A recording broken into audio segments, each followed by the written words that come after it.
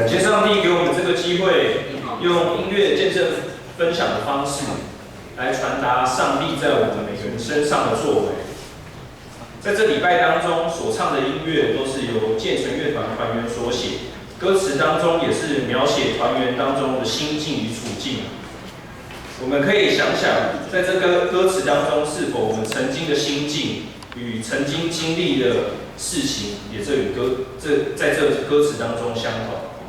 见证当中，我们可以知道上帝在我们当中所行的作为，让我们知道，其实上帝就在我们的身旁。我现在先来报告一下，大家可以看手中的周报，然后主要讲的是说11月3号，本堂的青年神学生